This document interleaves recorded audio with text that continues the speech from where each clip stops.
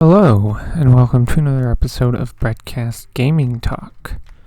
Something I remember back when I got my first Nintendo DS Lite is a game that I always saw on the shelves but I never picked up, which is strange given how much I like LEGO video games. Well, all these years later, I have finally played this game, and I'm going to be talking about this game, which is LEGO Battles for the Nintendo DS. LEGO Battles is a strategy game, which is pretty different from the LEGO video games that most people are familiar with.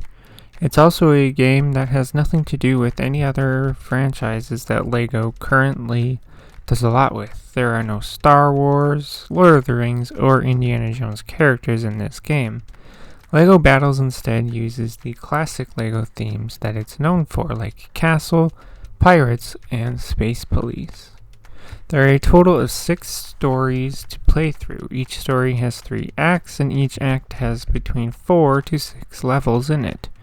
You have the Knights, the Pirates, and the Space Police that are the 3 hero stories. On the opposite side, you have the Wizards, the Royal Navy, and the Aliens.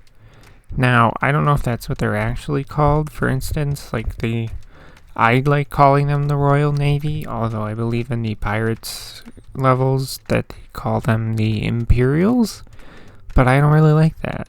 And when I played the Royal Navy campaign, that the cutscenes make them look like, they remind me of the Royal Navy that you see in Pirates of the Caribbean or whatever. I'll admit that I've only completed 4 of these 6 stories, and that's because I'm totally bored with this game. This is because no matter which story you're playing, no matter what act you're in, the levels are very much the same.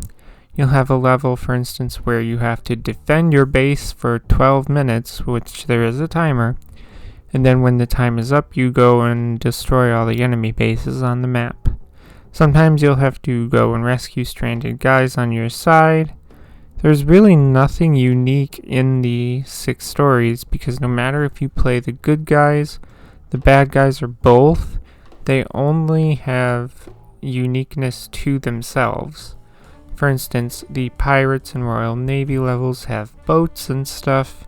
The Space Police and Aliens have flying ships and lasers, and so forth, while the Knights and Wizards are basic with mostly ground force and fortifications for them. That's really the only amount of unique that's in the game. As it is a LEGO game, there are collectibles in the levels. There are 20 blue studs to collect in each level. There is also 1 mini kit and 1 red brick to find in each level as well.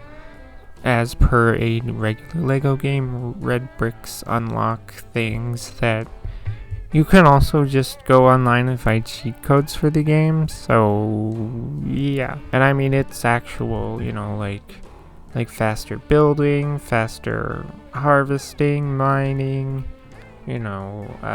heroes that are invincible can do 1 hit. There's also a plethora of cheat codes for the mini kits. You could use cheat codes to just get those too, which oftentimes just unlock more characters that you couldn't use in the story mode that you can use in the free play mode. And yeah, free play mode is just the same levels, just you get access to any character you want.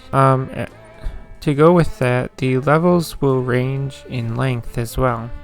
Some levels will be as short as 5 to 7 minutes, while other levels can take anywhere between 16 to 20 minutes.